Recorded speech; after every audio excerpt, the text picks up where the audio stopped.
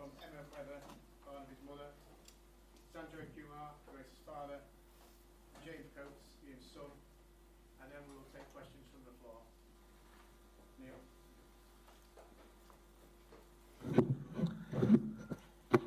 Good morning, everyone.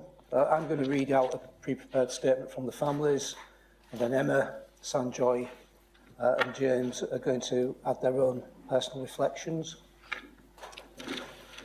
With publication today of the report of NHS England, there is renewed urgency for the public inquiry promised in July 2024 to begin in earnest. We welcome the offer to meet with Government next week to discuss the format and scope of that inquiry, as well as the identity of the chair. The inquiry needs to be on a statutory basis, with teeth to compel witnesses and documents. The NHS England report illustrates again why individual organisations and their direct governing bodies cannot be left to investigate their own shortcomings. In the last 30 years, there have been at least 600 independent reports commissioned by the NHS into mental health related deaths. 600. Each of those reports commonly cite system failings and claims that lessons will be learned. Today's report demonstrates that those lessons have not been learned. As reported in the media yesterday, the NHS England report that was due to be published contained only summary findings. It was of vital importance that the full report was seen by the public. That was because the executive summary revealed only some of the findings of this investigation. For weeks, the families have petitioned hard for NHS England to disclose the full report. Only yesterday, on the intervention of the Times front page lead and West Streeting personally, did the full report see the light of day.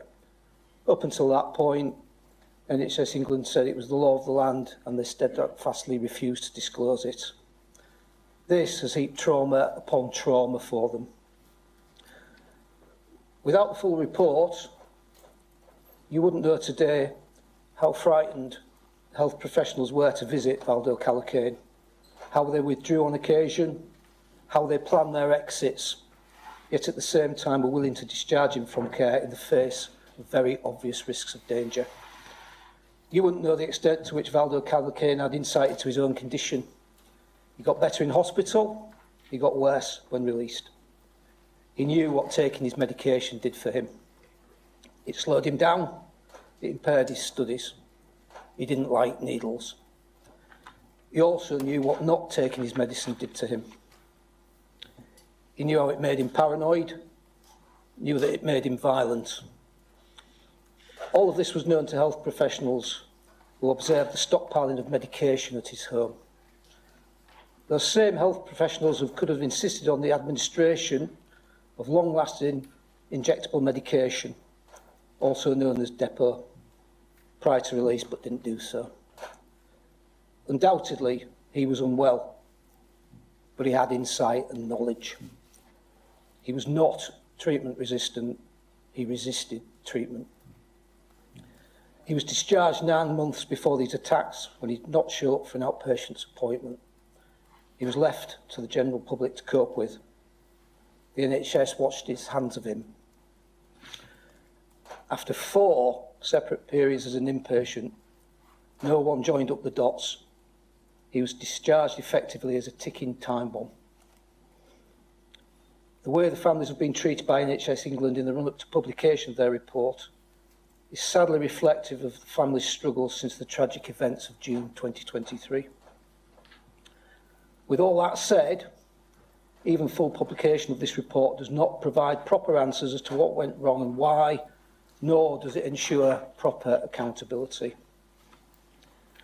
That is because the report focuses on the systemic nature of failings and nothing more.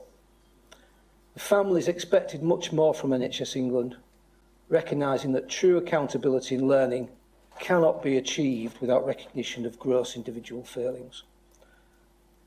So far, these traumatised families have had to endure 9 investigations. 9 investigations. The first was a rapid review into the actions of the Crown Prosecution Service. It gave them a clean bill of health.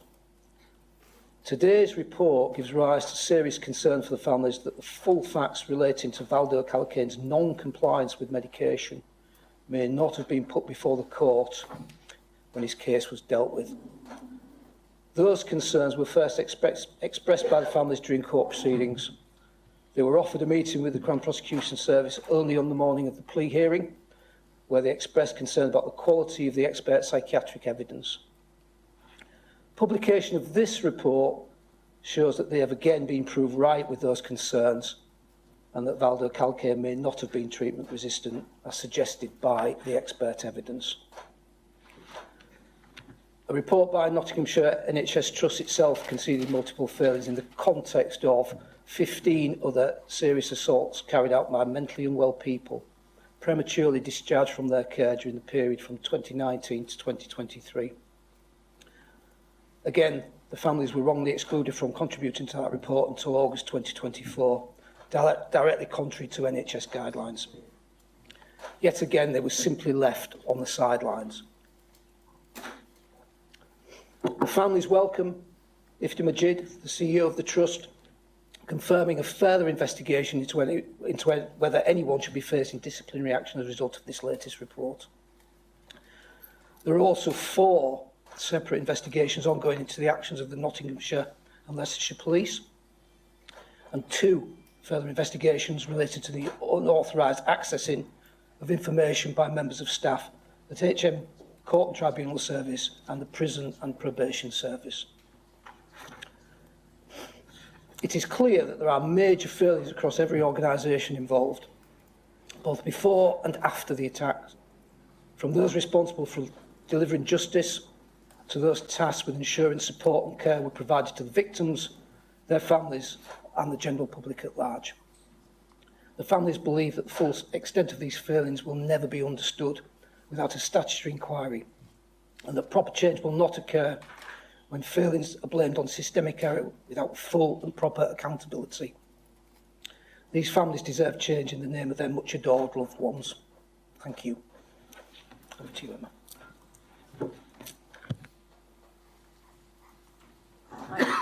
Can you hear me? Yeah? Thank you, Neil. There might be some repetition, I suspect, but quite rightly so, because we've got a lot to say and so much has gone wrong, but bear with me. Firstly, thank you for being here again. Without the media and the public support, our voices would have long ago been silenced. That being said, none of us should be here today, though, should we? It's unfathomable to me, and I know to the other family members, that we have had to fight so hard for so long at such great emotional and mental cost to get this far.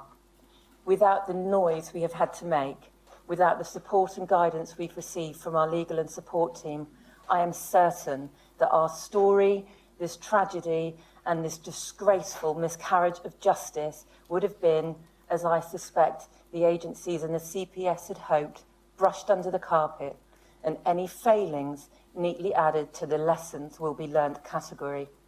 Enough is enough. From today, change will happen.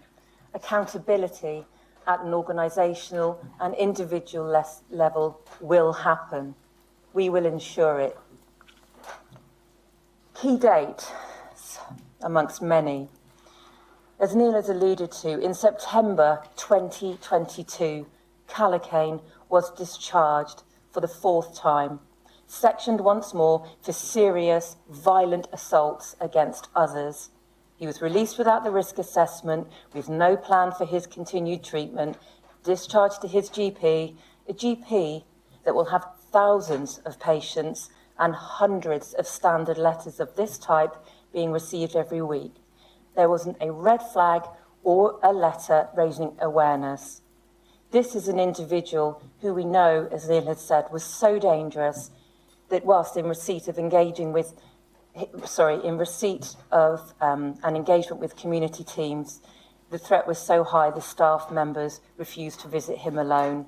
And the staff members were told to plan your exit routes. These are also staff members who we know from this report did repeatedly try to raise concerns, and those voices fell on deaf ears higher up the ranks. In September 2022 as well, a warrant had been issued by Nottingham Police Force for his arrest. It was in relation to a serious violent assault on an emergency worker that had taken place previously during one of the mental health visits. It was never acted upon. No checks, no cross-communication were made by the police force nor that mental health trust in September 2022. And in September 2022, we delivered our beautiful child, aged 18 years old, to Nottingham to start the next part of his life, to study, to grow up, to play his beloved cricket, to make a whole new range of friends in a city he had already come to love. Little did we know what an unsafe city he was being left in and what evil awaited in the shadows in the early hours of the morning on June the 13th, 2023. In this city alone, since the year 2000, there have been 50 murders through mental health, 50 homicides under mental health alone. This, much referred to latest NHE report, is yet more evidence of catastrophic failure. It adds to the pile of others. Yes, 9, as Neil has said, 9 painful attempts on our part to address the concerns that we've been raised. Almost without exception, they're not fit for purpose. Of those completed, most are wholly inadequate and little more than marking of homework. None of them provide clarity or the full truth. Huge gaps, omissions and unanswered questions. Why is there no individual or organisational accountability? This one's detailed, but it's more of the same. The 100 Families website has hundreds of these reports into these homicides, all with recommendations over many, many years. Clearly nothing has changed, has it? It's an example of the failures, the negligence, poor leadership, bad decision-making, mistruths, cover-ups and lies that we believe there have been since May 2020 up until today.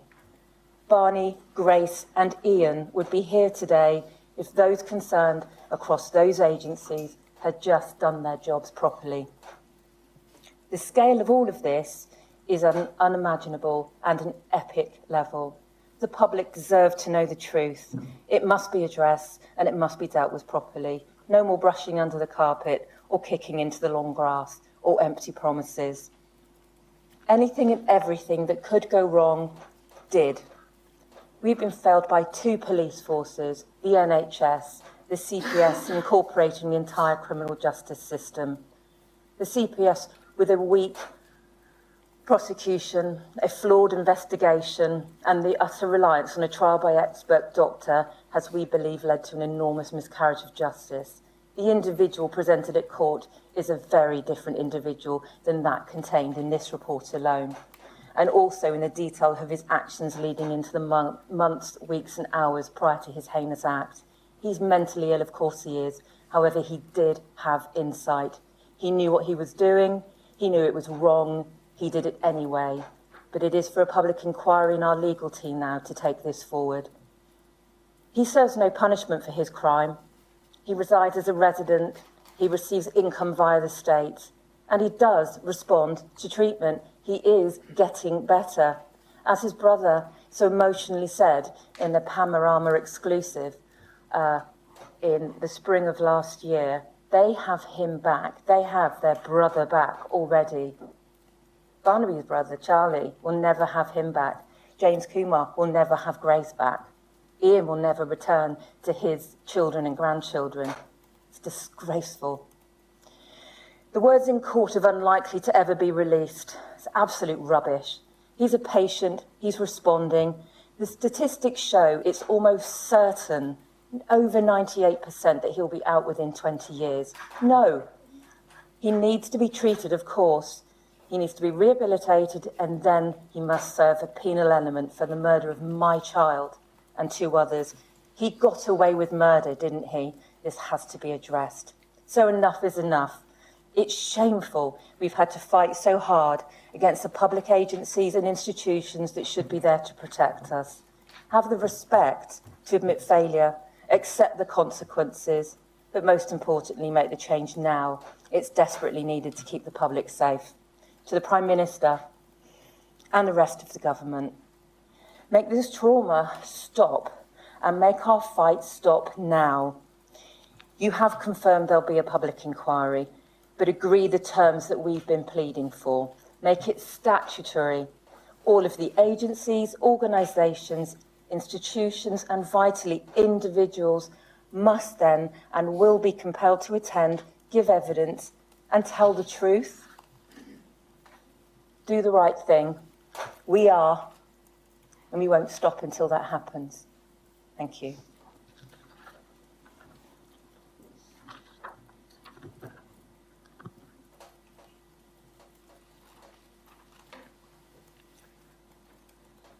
Everyone, thank you for coming. I'm Sanjoy, I'm Grace's father. Grace was the love of our lives. She was a medical student training to become a doctor in Nottingham University. As Grace's family, we've been failed. At every intersection that Valdo Calocane had with any authority, we were failed. Leicestershire police failed to identify and arrest Valdo Calocane. Nottinghamshire police failed to execute a warrant for 9 months. They failed in their investigation.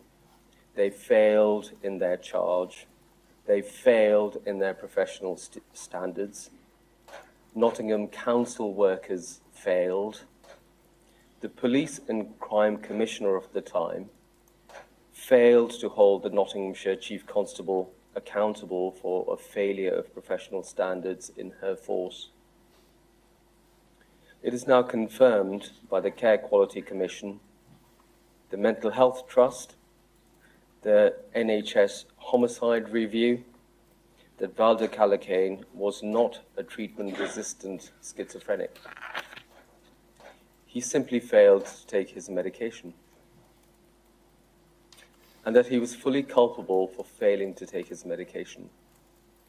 This report, published, highlights the failures of the Mental Health Trust, but it fails my wife and I as clinicians working in the NHS because it fails to name individuals responsible for the failure to treat Valdo Calocane appropriately. We will be asking the Secretary of State for Health to order the Trust to hold individual doctors responsible, as they knew Valdo Calocane was an evil, violent man, a known risk to the public, who did not take his medication. He was sectioned 4 times. 4 times the psychiatrist failed to change his treatment. 4 times they failed to use depot injectable medication. 4 times they failed to put provisions in the community to make sure he took his medication. Ultimately, irresponsibly discharging him into the community to do harm. They failed to consider public safety in Nottingham. This report was meant to be more detailed than the failures found by the Care Quality Commission, but it fails because it does not name the psychiatrists that failed in their duty to treat Valdo Calocane. A system is made out of individuals. If individuals are not held to account, systems will not change in our country. As you have seen with failings in other attacks, and ultimately, there will be no positive change, no change for us and no change for the community. For the loss of our beautiful and brave daughter, Grace, there must be change. This is a watershed moment. We demand a public inquiry with statutory powers, powers to compel witnesses to appear to account for their failures. With Neil Hudgell and the legal team from Hudgell Solicitors, we demand accountability and we will not stop till we get justice for the Nottingham attacks and for all those victims and families like us who have broken lives because of their absolutely unmeasurable loss. Thank you.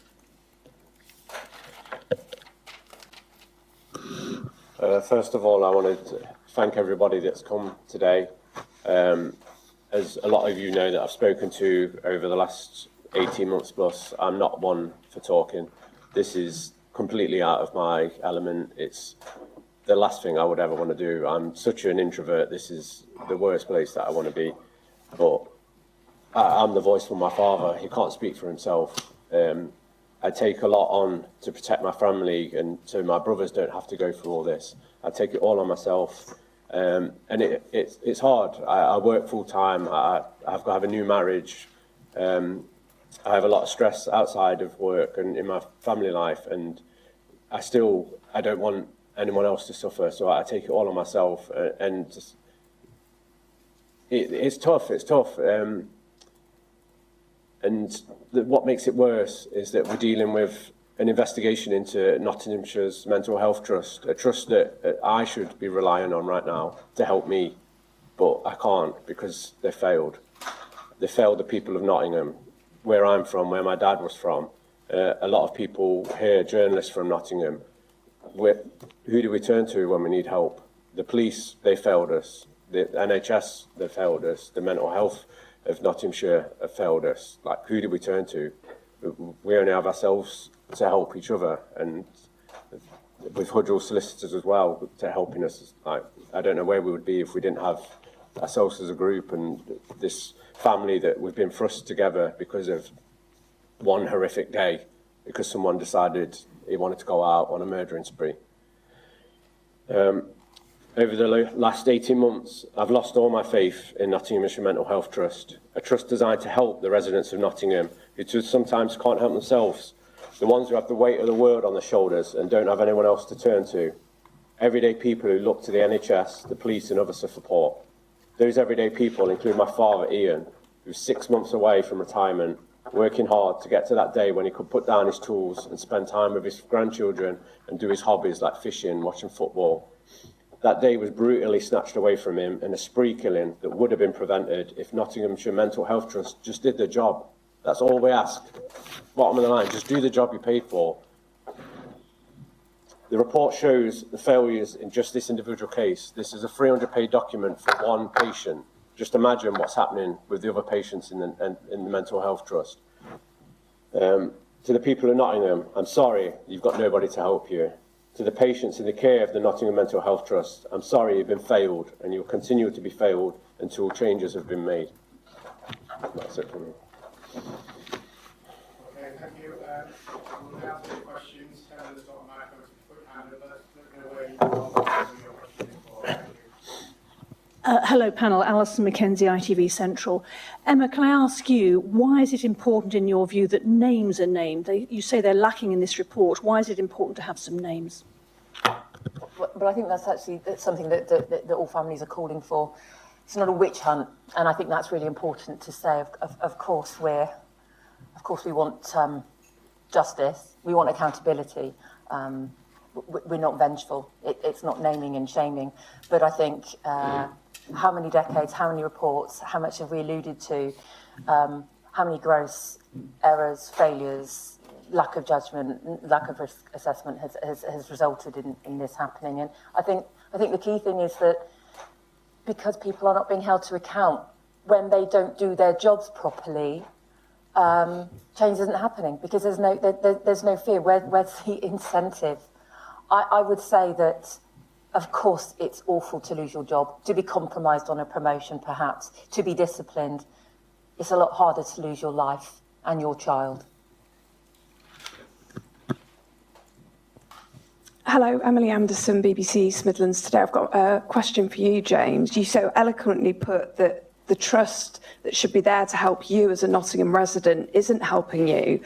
How frustrating is it for you, being born and bred in Nottingham, that the service is failing so badly? It rips me apart. It's to the point where like I'm in need of mental health now because of the traumatic experience I've had to go through the last 18 months because of what's happened. I now have to turn to the Mental Health Trust, and I feel that they're not there to support me. The therapy I'm getting is not through Nottingham. We've had to go through the Police Crime Commissioner to get the sort of therapy that we need. The 8 sessions for free after 2 months to help you through is not enough for stuff like this. And a lot of people are saying it's down to budget cuts and staff, etc. But there's individuals out there that are not doing risk assessments, that are not completing the job properly, taking shortcuts. And like Sanjoy has mentioned before, if he and his profession and Sinead, if they took shortcuts, it puts people's lives at risk and they would be made accountable for it. And it seems to be just washed over that as a system they've failed, but they won't pick out the individuals, the ones that have signed on the dotted line to let that murderer come out and kill my father and kill 2 students. I just can't have any faith in the trust. Currently, the NHS with the Queen's Medical Centre and the maternity records is just another thing that's happening in Nottingham. It seems to be, it's just, the city as a whole is a failure, and it's horrible because it's where I'm from. I want to be proud, but I can't. Victoria MacDonald from Channel 4 News. To any of you really, there have been numerous, as you said, inquiries into killings, into mental health failures. There have even been statutory inquiries in the past. Why do you think this one will make any difference?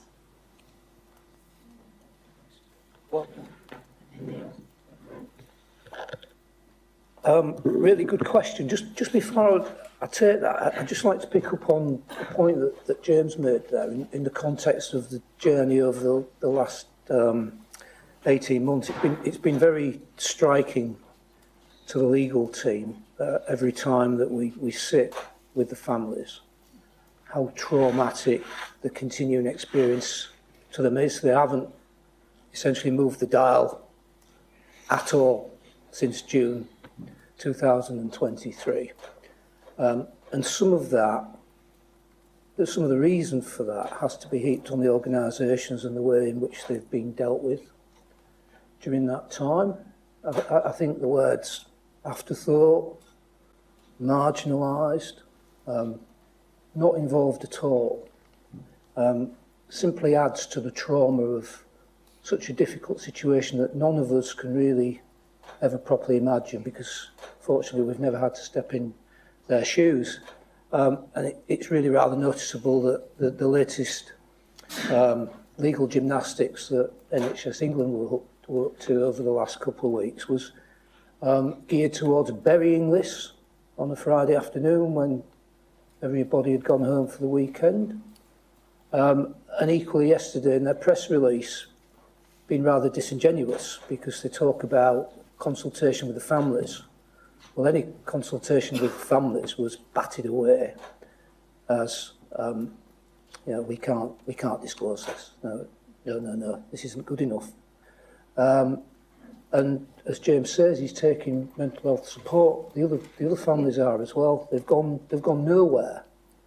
And if from today one of the lessons needs to be is the organisations in which they are currently dealing with on 9 fronts need to treat them with respect, need to put them first, listen to them, engage them, and move the dial forward. In answer to your question on the statutory inquiry, again, as you'll see, there's so many pieces to this.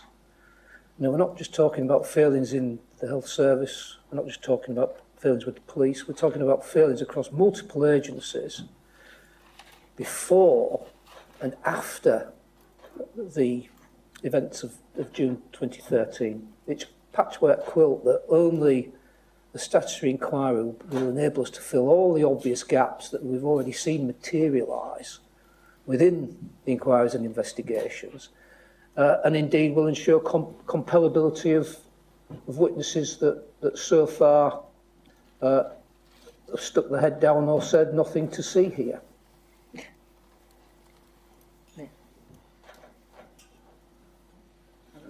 Theo Westwood, Times Radio.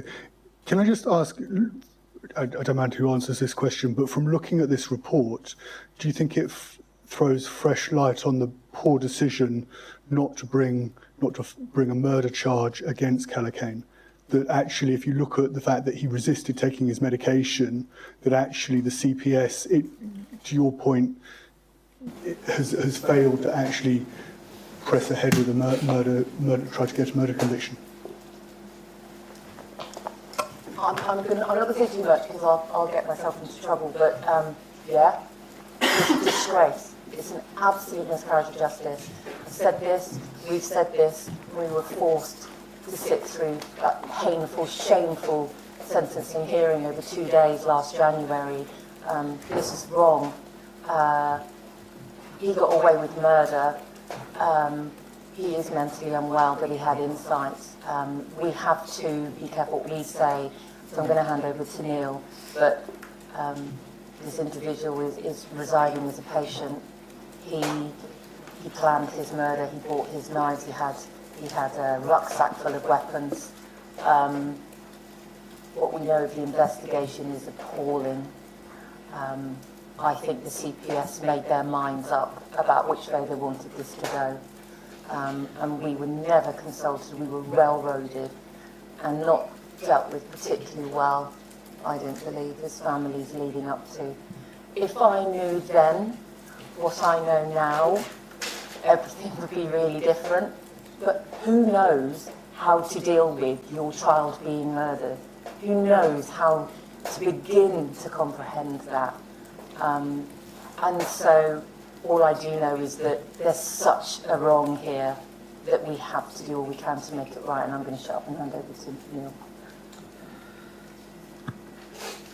Yeah, I think the big point for me, and the report is quite clear that there are questions to be asked, is that the families spotted this obvious issue and were not heard, simply not heard.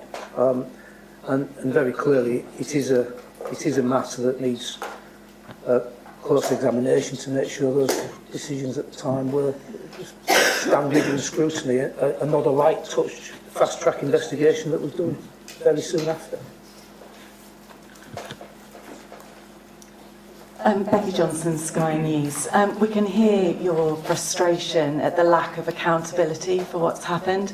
I just want to know, how much of the blame do you think lies with individuals, and how much of the blame do you think is more organisational, or perhaps even with services nationally?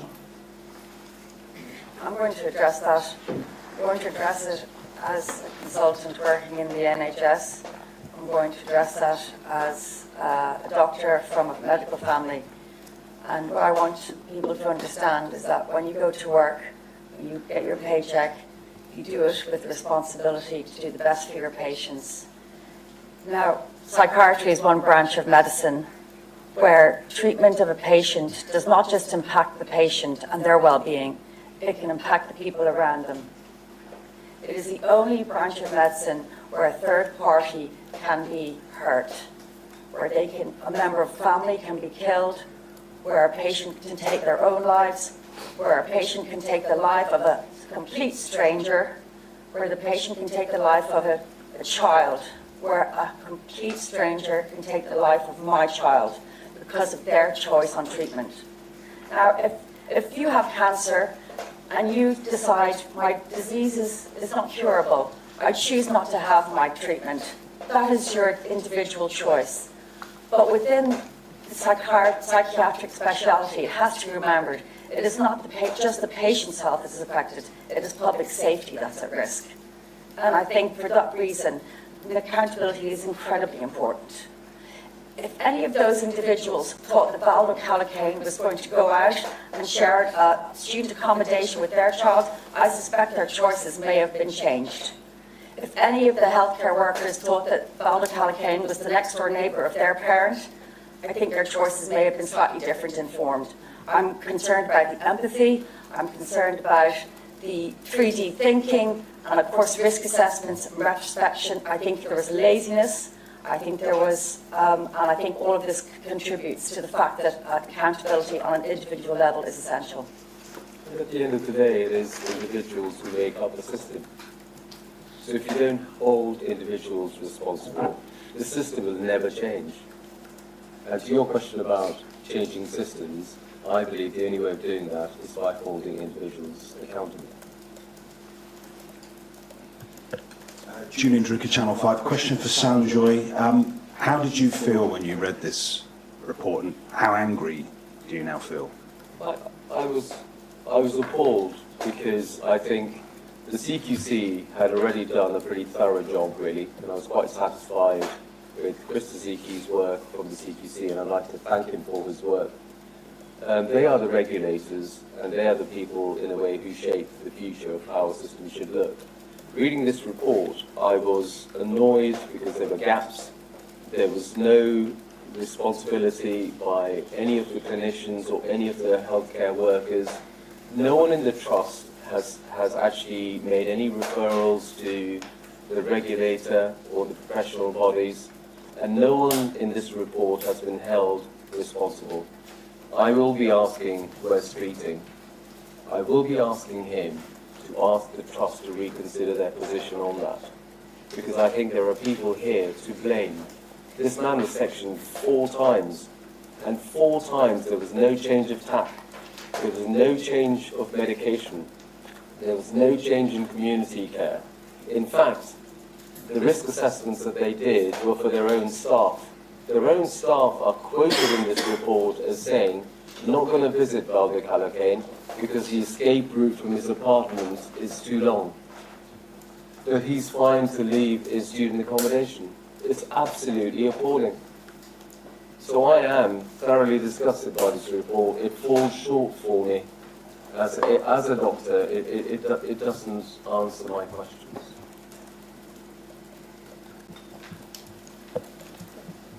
Hi. Sorry, I'm from Joel Moore from the Nottingham Post. I just wanted to ask about a certain part of the report, just to any of the families really. So it talks about 15 incidences of extreme violence at the Trust involving patients between 2019 and 2023. These were not properly acted on by board members. Just wanted to get your thoughts on that really, because this includes 3 fatalities as well.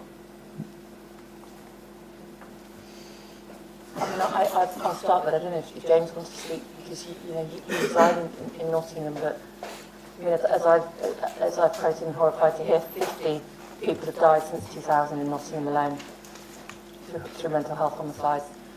And the 15 cases that were used, I don't know if it's benchmark, what you do, it's part of checking, I guess, in these investigations. They're all failed. It's the word failure is coming up again and again and again, and it's repetition, isn't it? And like Sinead said so well, the risk is to others here. It is dangerous. This is danger. This is risk to life. If you don't have public safety, then what have you got? I don't know, James, did you want to say anything from local perspective? But from my perspective, we loved when Barney went to Nottingham. We thought, what an amazing city. But even now I find it hard to see it, because for me it's associated with tragedy and the destruction of our family life. Yeah, it's a horrible thing to think about the future. My dad had grandchildren that in the next few years would be going to college and university, possibly in Nottingham. And the thought that they could be in the same situation that Barney and Grace were, it's unthinkable. It breaks your heart, because there's nothing as an individual you can do to stop it. You can't follow them around everywhere and be there to help them. They're independent, they've got to have their own lives as well. But the people that are there to protect them, the police and the NHS and those systems in Nottingham, the ones that are supposed to help them and keep our mind at ease, are the ones that have failed. And they'll continue to fail until there is accountability. Can I just add in, just add in reply to that question? Essentially, it's a question about corporate governance and responsibility, and I think it's a wider question across society and public bodies, even private organisations, around people that sit and draw salary from a non-executive position and don't accept the responsibility necessarily that comes with it. And that's a real feature that recurs here and in other places. I think while we've got you for your question, I think families are very grateful for the support that's been given by the Nottingham Post to their plight over the last 18 months. It's important that we recognise that as well this morning. Luke Shanahan, LBC. Emma, this is something that you've made reference to in communications with me over the last week or so. But what are your thoughts on the refusal by NHS England up until the last minute to publish this report in full? Speaks for itself, doesn't it, really? You know, actions speak louder than words, and everything has been a battle. We reached out to try. When we had this report delivered to us in person about three and a half weeks ago, and at that time we asked repeatedly, could senior people from the NHS England be there as well as trust. This was presented to us by the person, the lead investigator, and the consultancy firm that undertook this. Hours and hours and hours sat reading this wretched detail and having it presented to us. And like Neil alluded to, we're an afterthought, we're an appendix, we're an annoyance, I think. That's how that appears to have been. And it should not take us being tortured endlessly to try and get clarity, answers and the truth. It should not take the Times newspaper yesterday putting it on their front page that NHS are refusing to release a report, citing all this, that and the other, and then there's a U-turn at the 11th hour. And there's only the U-turn because of the pressure, because of the public awareness, and it's just not right. And this is just one example. Neil's alluded to the Nottingham Post. We're at the Nottingham Post breaking the non-reportable media briefing that Kate Maynell, the Chief Constable of Nottingham Police Force, held. None of that rubbish would have come out. None of the cover-ups with the misconduct and the negligence of her officers. Not all of them, but some of them. I mean, how dare they do that? But you were brave and you said no, and you spoke out. But all of this is a battle, all of this is a fight, and then we've had this awful decision. Until the tea time yesterday, do we break the non-disclosure agreements we were forced to sign? We've been gagged by the NHS. We've also had to sign non-disclosure agreements with the IOPC with regards to the outcome that's been suggested to us from the Leicestershire investigation. And I don't know how much longer that we should be gagged, because if you knew what we knew about that, you'd probably be as aghast at that as you are at this. And that's probably enough from me, if anyone wants to say anything else.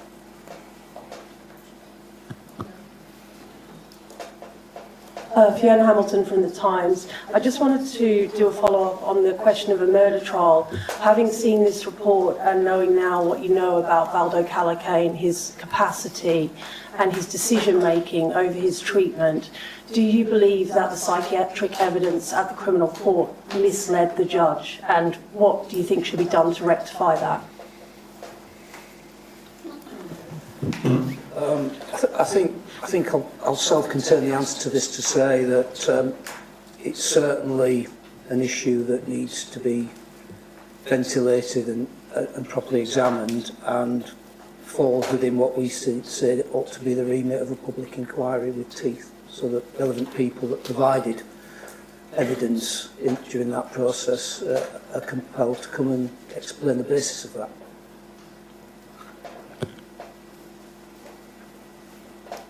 Martin Evans from The Telegraph. Just a follow-up to that, is there any mechanism that you're aware of to revisit the sentencing, given that he didn't get the hybrid?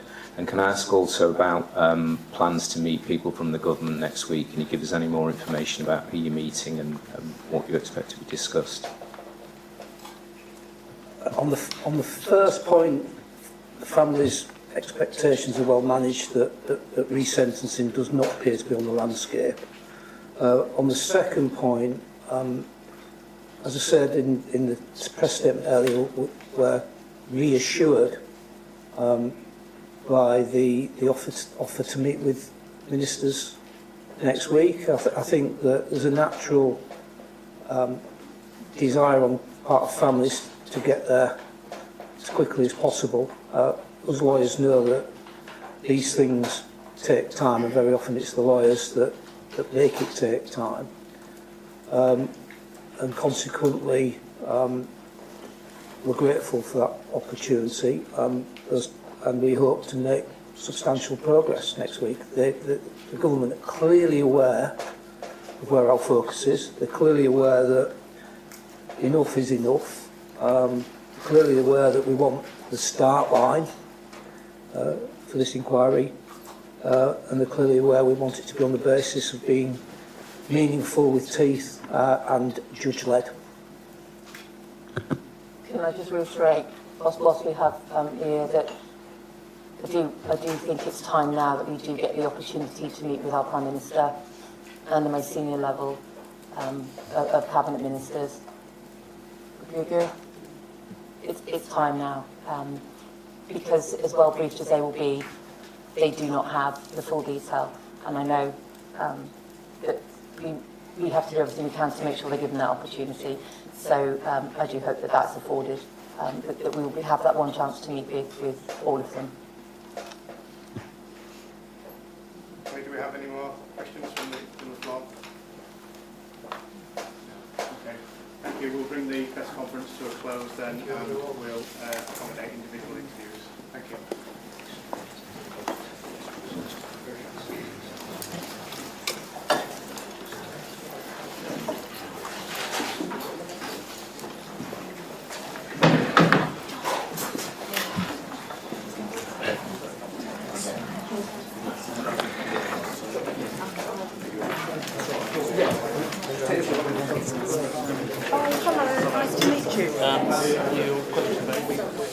Yesterday says that past lessons have not been learnt and still not got the proper answers, even in this latest report, and want to ensure proper accountability. And the families across the countries expect a lot more from NHS England. We've heard from Dr. Sanjoy Kumar, of course, the father of Grace O'Malley Kumar, who reflected on the way in which changes in this country don't happen fast enough or quickly enough following reports of this nature. He demanded a statutory inquiry, he demanded accountability, and says that he and his fellow family members of other victims will not stop until we get justice for these attacks, and also for other families who have suffered similarly. He spoke about the broken lives and immeasurable loss that he and other victims' families have been facing. James Coates, we heard from as well. He's the son of Ian Coates. He reflected on the great mental strain he and his family members have faced since the attacks. He said that mental health services in Nottingham, he said police in Nottingham, and the NHS in Nottingham have failed us. He mentioned who do we turn to facing his own mental health problems when you don't trust those who are meant to provide it. And he said that we will continue to have been failed until all changes have been made. We also heard from Emma Webber, the mother of Barnaby Webber, who wanted individual names of those who need to be held to account, not just broad reports. They have been describing the fight for justice as unfathomable, of course, since the attacks in 2023. Let's remind you, though, of a timeline of the story that we're talking about, and in particular, the history of Valdo Calocane, the killer of those three individuals. Well, in May 2020, he was arrested for criminal damage, and following a mental health assessment, was found to be experiencing psychosis. He was released as he was deemed low risk, but returned home and tried to break into a flat before being rearrested and detained under the Mental Health Act. Calocane was once again released back into the community the following month, and his mother raising concerns about his mental health soon after. A month later, in July, he was readmitted to hospital after attempting to force his way into a flat. He was released again to the crisis team's care later that month. Well, in September the following year, Calocane was admitted to hospital for the third time after he significantly assaulted police officers during a mental health assessment. A month later, he was discharged. In January 2022, it was reported that he'd allegedly assaulted his flatmate and trapped him and another flatmate in their accommodation. He was detained in hospital for another month or so after that. And then on the 13th of June 2023, after inconsistent contact with mental health services, Valdo Calocane killed Grace O'Malley Kumar, Barnaby Webber and Ian Coates. Well, Emma Webber, the mother of the 19-year-old victim, Barnaby Webber, was among those who gave statements this morning. She said the report showed evidence of catastrophic failure. In September 2022, we delivered our beautiful child, aged 18 years old, to Nottingham to start the next part of his life, to study, to grow up, to play his beloved cricket, to make a whole new range of friends in a city he had already come to love. Little did we know what an unsafe city he was being left in and what evil awaited in the shadows in the early hours of the morning on June the 13th, 2023. In this city alone, since the year 2000, there have been 50 murders through mental health, 50 homicides under mental health alone. This much referred to latest NHE report is yet more evidence of catastrophic failure. It adds to the pile of others. Yes, 9, as Neil has said, 9 painful attempts on our part to address the concerns that we've been raised. Almost without exception, they're not fit for purpose.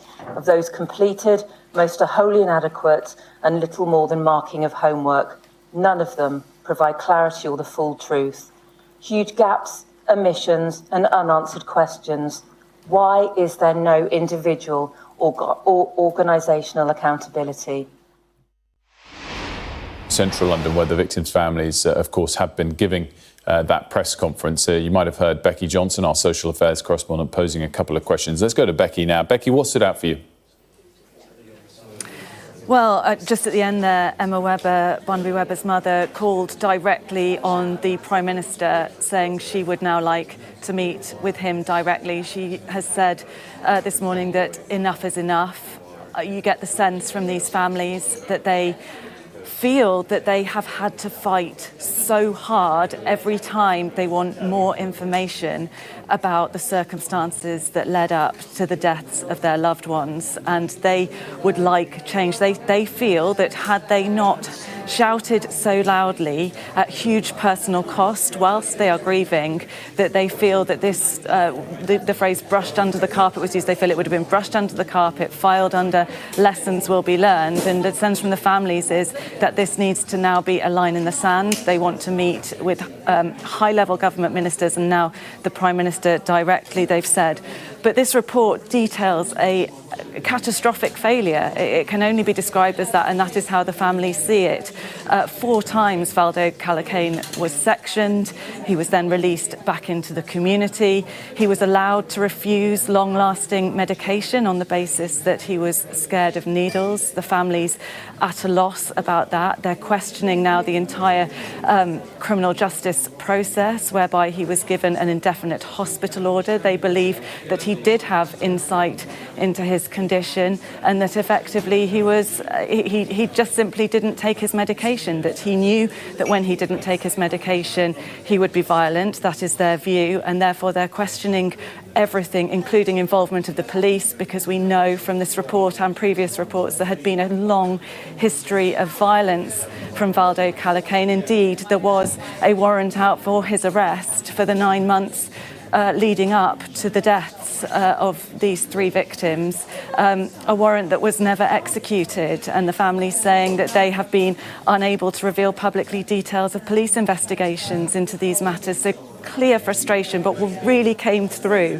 from the families is that they still feel, despite this 300-page report detailing all these failings, that names haven't been named, individuals have not been held to account, and they believe that without accountability, we simply can't move forward, that change can't happen. Now, I asked the families directly about this, and I think you can hear the exchange. We can hear your frustration at the lack of accountability for what's happened. I just want to know, how much of the blame do you think lies with individuals, and how much of the blame do you think is more organisational, or perhaps even with services nationally? I'm going to address that. I'm going to address it as a consultant working in the NHS. I'm going to address that as a doctor from a medical family. And what I want people to understand is that when you go to work, when you get your paycheck, you do it with the responsibility to do the best for your patients. Now, psychiatry is one branch of medicine where treatment of a patient does not just impact the patient and their well-being, it can impact the people around them. It is the only branch of medicine where a third party can be hurt, where a member of family can be killed, where a patient can take their own lives, where a patient can take the life of a complete stranger, where the patient can take the life of a child, where a complete stranger can take the life of my child because of their choice on treatment. Now, if you have cancer and you decide my disease is not curable, I choose not to have my treatment, that is your individual choice. But within the psychiatric speciality, it has to be remembered, it is not just the patient's health that is affected, it is public safety that's at risk. And I think for that reason, accountability is incredibly important. If any of those individuals thought that Valdo Calocane was going to go out and share student accommodation with their child, I suspect their choices may have been changed.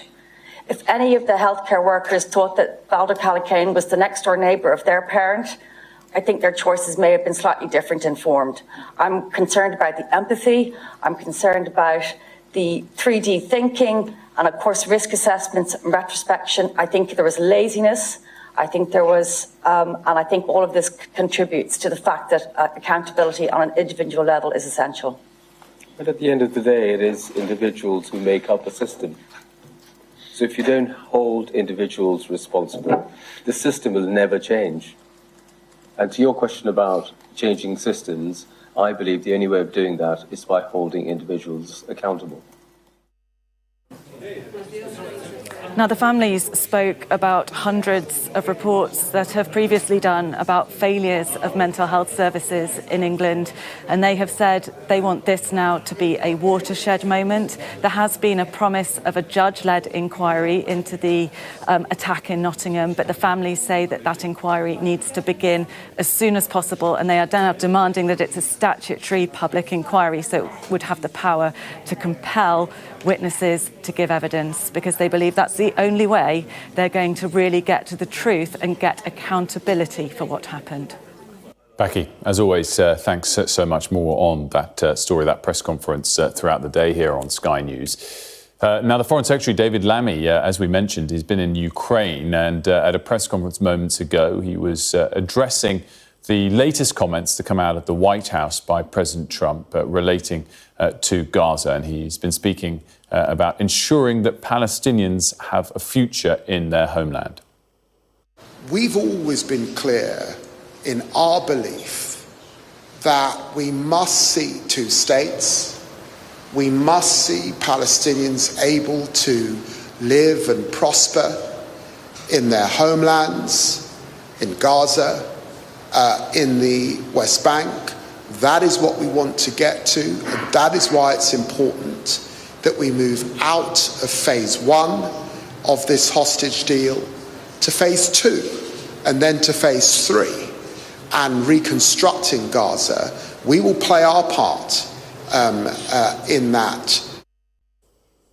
David Lammy there, the Foreign Secretary. Again, more on that to come. We should also mention, of course, top of the hour, Prime Minister's Questions. We'll have that live for you on Sky News, as we always do. But up next is Business Live. Darren McCaffrey, of course, has that. Darren, what have you got on the agenda this morning? Very good morning to you. We're going to be talking about trade, unsurprisingly, but not necessarily about the US this time.